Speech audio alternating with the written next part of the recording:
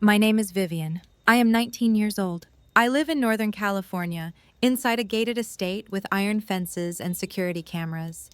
In a house that still does not feel like it belongs to me. I do not go to college yet. I work part-time and attend therapy twice a week. I sleep in a bedroom larger than any place I lived in as a child, and I still wake up every night expecting someone to tell me I need to leave. Right now, the girl who lived my life for 18 years is kneeling on my parents' living room floor. She is crying, loudly, beautifully. I stand near the staircase, my back straight, my hands folded in front of me, my face carefully empty.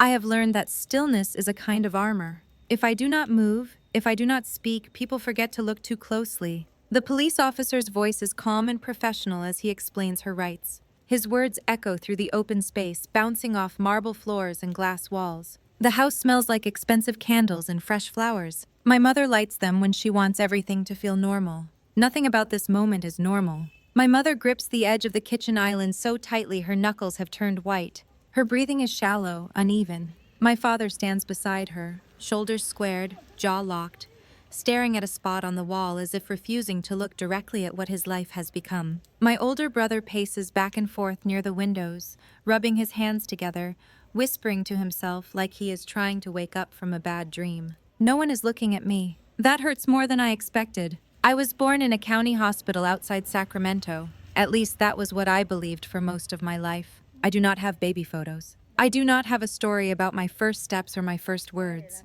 I have records, case numbers, names crossed out and replaced by new ones. I grew up moving between foster homes and temporary placements. Some were better than others. None were permanent. I learned early how to pack quickly, how to make myself small, how to listen more than I spoke, how to read adults by the sound of their footsteps. By 10, I knew which moods meant food would be withheld. By 13, I knew how to sleep with one eye open. By 16, I worked evenings at a diner, wiping down tables and smiling at people who did not bother learning my name. By 18, I paid my own phone bill and stopped expecting anyone to save me. Then a hospital called. One phone call dismantled everything I thought I understood about myself. A nurse explained, her voice too practiced to be comforting, that 19 years ago, 2 newborn girls had been placed in the wrong bassinets.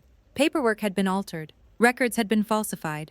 The mistake had been buried so deeply that no one noticed until a routine audit unearthed it. DNA tests confirmed what the paperwork had tried to erase. The girl raised by a wealthy family in a gated community was not biologically theirs. I was. Blood brought me here. That was what my mother said the first night we met.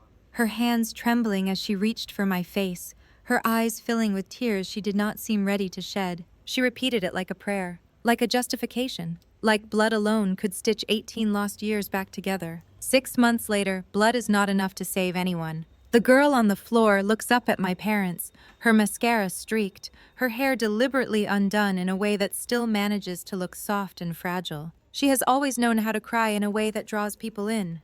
I did not mean for this to happen, she sobs. I was scared. Anyone would have done the same. I wonder how many times she practiced that line. When I first came to this house, everyone tried to be kind. My parents gave me a bedroom overlooking the pool.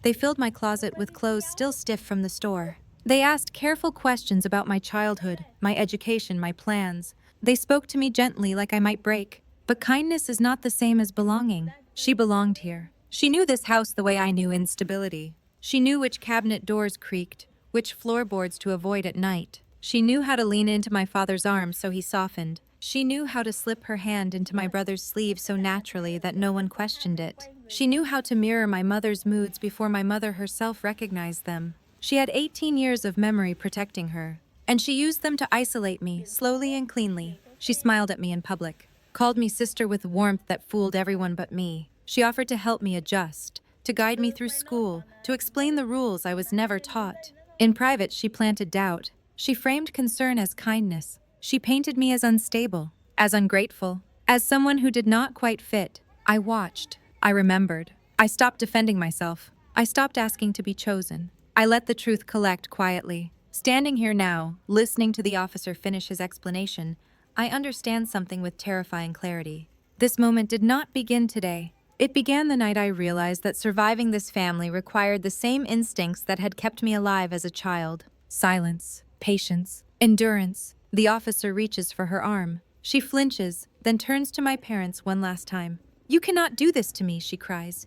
"I am your daughter." My mother finally looks at me. Her eyes fill with something raw and unsteady. Guilt, fear, regret, love maybe, or the horrifying realization that blood alone cannot undo years of attachment. I meet her gaze and say nothing, because the truth no longer needs my voice. I do not know it yet, but the girl kneeling on the floor has already crossed a line she can never return from. If she cannot keep this family, she will try to destroy me instead. This is not the end of my story. This is the moment everything finally begins to burn. The morning I started at my new school, I stood in front of the mirror for a long time and tried to recognize myself. The uniform fit perfectly. It was tailored, pressed, expensive.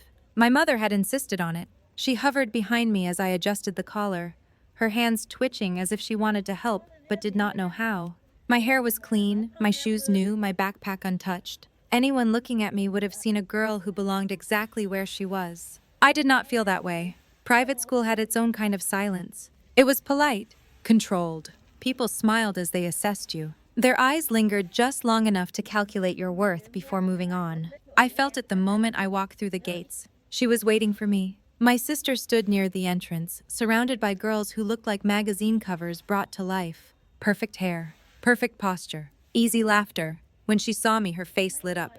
"There you are," she said warmly, stepping forward and looping her arm through mine. "I was worried you might get lost." The girls looked me over in unison. "This is Vivian, my sister," she told them, her voice proud. "She just transferred." Their smiles tightened.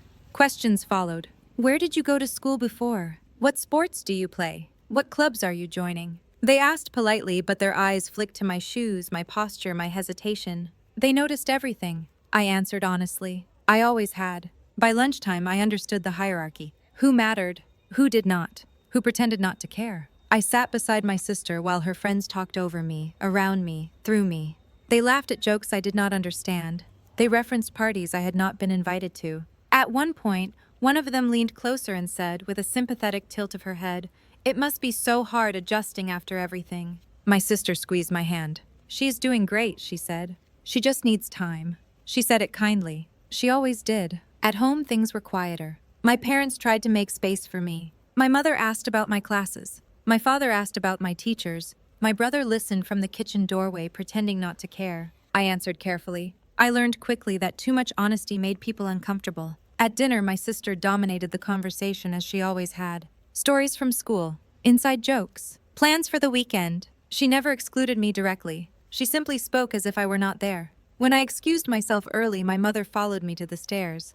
"You can take your time," she said softly. "You do not have to push yourself." I nodded and went upstairs. In my room, I sat on the bed and stared at the walls. The furniture was beautiful. The space was generous. Everything about it screamed safety. And yet my chest felt tight, like I was waiting for someone to knock and tell me it was all a mistake. The next weeks followed the same pattern. At school, my sister guided me with a gentle hand, correcting my missteps before anyone else could notice. At home, she offered to help me with homework, to introduce me to people, to explain unspoken rules. She was patient, attentive, perfect, and slowly, without raising her voice, she made sure I felt like a burden. She sighed when I asked questions. She reminded me how lucky I was. She joked about how different our upbringings were, always with a laugh, always with an audience. I started keeping notes. At first, it was just for myself. Therapy had taught me the value of writing things down. Dates, phrases, reactions. I did not accuse. I observed.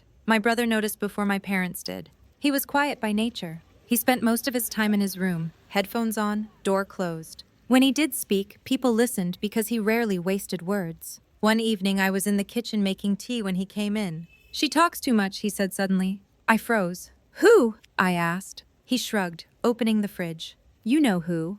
That was all, but it was the first time someone else said it. After that, small things changed. He started eating dinner with us more often. He asked me about my classes. He asked what I liked to read. When my sister interrupted, he waited until she finished and then turned back to me. It was subtle, but she noticed. Her smiles grew sharper, her patience thinner. One afternoon, she forgot her phone on the kitchen counter. I did not mean to look. I only wanted to move it out of the way, but the screen lit up and I saw my name. She was messaging someone. I read enough to understand. She was worried. She was losing control. And she was angry. I put the phone back exactly where it had been. That night, as I lay in bed, I stared at the ceiling and listened to the quiet hum of the house. I thought about everything I had survived to get here. The foster homes, the nights I went hungry, the years no one fought for me. I was not fragile. I was patient. And patience, I had learned, was dangerous in the right hands. I did not want to take her place. I wanted the truth. And the truth, once it started to surface, did not care who it burned. The first real crack appeared over something small. It always does. It was a Saturday afternoon. My parents were out. The house was quiet in that expensive, controlled way that made every sound feel louder than it should. I was at the dining table, working through an assignment, when my brother sat down across from me with his laptop. "You are good at math," he said suddenly. It was not a question. I looked up, surprised. I had to be. He nodded once and went back to his screen. That was his version of approval. When my sister walked in and saw us sitting together, her expression shifted for half a second before smoothing back into a smile. "Bonding without me?" she joked lightly. My brother closed his laptop. "We were studying." She laughed. "Of course you were." Her eyes stayed on me. From that day on, the atmosphere changed. She did not confront me. She never raised her voice. Instead, she started creating situations where I would look wrong without her ever touching me. She volunteered me for things I was not ready for. She corrected me in front of others, always gently, always with concern. "You are doing it wrong," she would say softly. "Here, let me help you." People smiled at her kindness. I started noticing patterns. She always positioned herself between me and my parents. She answered questions directed at me. She reminded them of shared memories they had with her, memories I could never compete with. I wrote everything down. Dates, times, exact phrasing. Not because I planned to use it, because I needed proof I was not imagining it. My therapist had warned me about this. Gaslighting rarely looks like cruelty. It looks like care. It sounds reasonable. It makes you question yourself before you ever question the other person. The first time my mother frowned at me instead of her, my chest tightened. "She was only trying to help," my mother said gently after my sister left the room. "You do not have to be so defensive."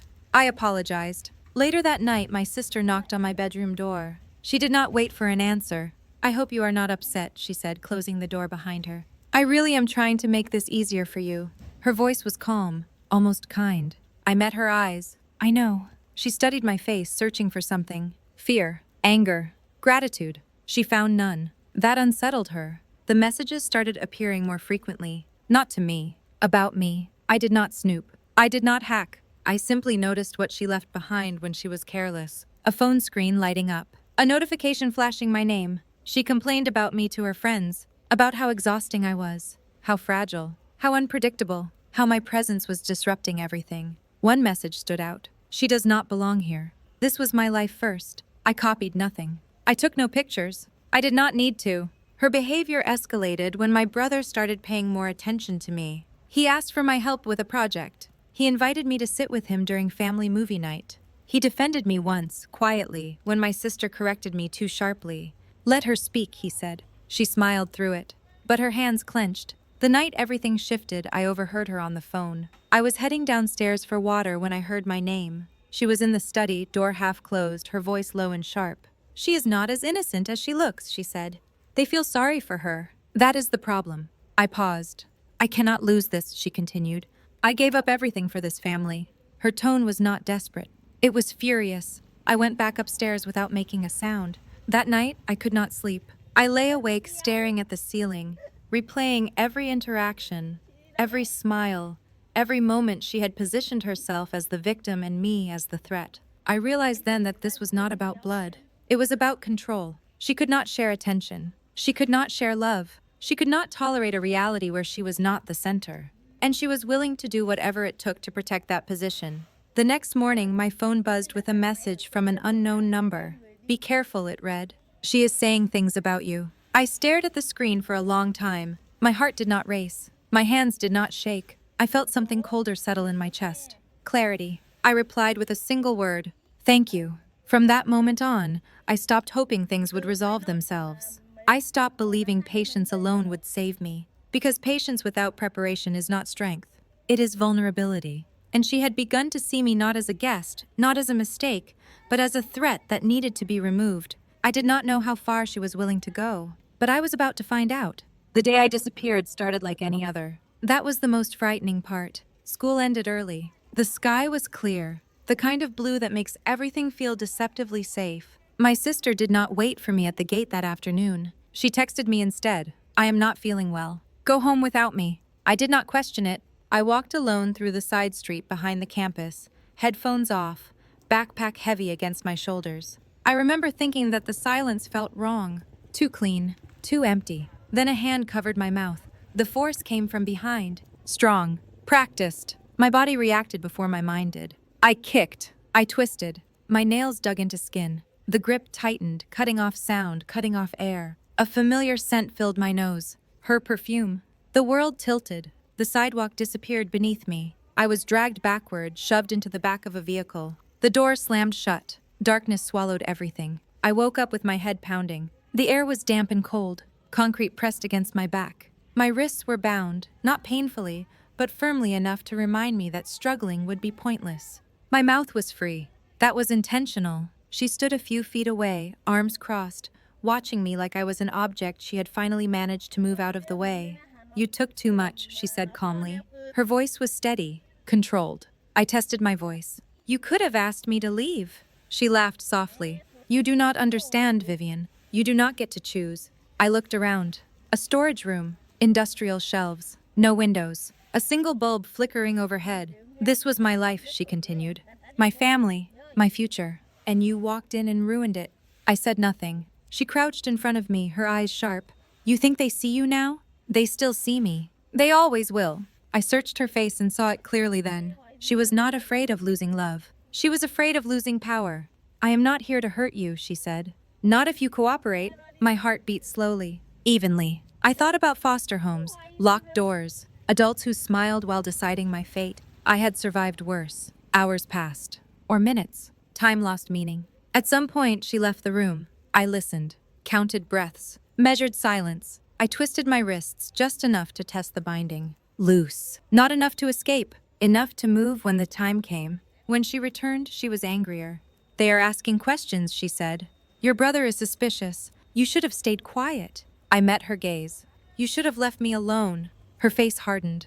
This ends tonight, she said. She turned away. That was when I screamed. Not out loud. Inside. My brother had once joked that I was paranoid about my phone. I never corrected him. He did not know that tracking settings were my version of insurance. I had turned them on the moment I arrived in that house. Some habits never leave you. I focused. I pictured my phone. I pictured the signal. When the door slammed open again, it was not her. It was my brother. Behind him, my parents. Police! Light flooding the room. She screamed. My mother collapsed. My father shouted words I had never heard him use. They untied me carefully. My legs shook when I stood. I did not cry. I did not scream. I leaned into my mother and let her hold me. Later, as the police led her away, she looked back at me. Her eyes were empty. You still lost, she said. I did not respond.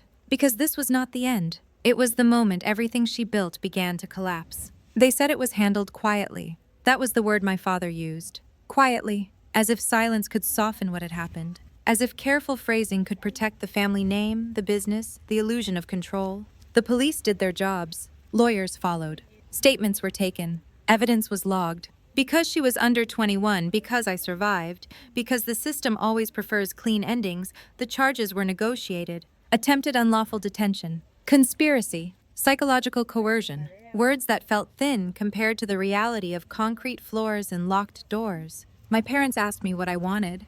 That question sat between us like a fragile object no one wanted to touch. I thought about it for a long time. I did not ask for revenge. I asked for distance. The court issued a restraining order. My father signed papers formally severing all legal and financial ties. Trust access revoked. Educational sponsorship terminated. The word disowned never appeared in official documents, but everyone understood what it meant. She left the house the same way I had once arrived. With nothing. The night after everything was finalized, my mother came to my room. She sat on the edge of my bed, her posture careful, like she was afraid of crossing another line. Her eyes were swollen, exhausted, older than they had been 6 months earlier. I failed both of you, she said quietly. I did not rush to comfort her.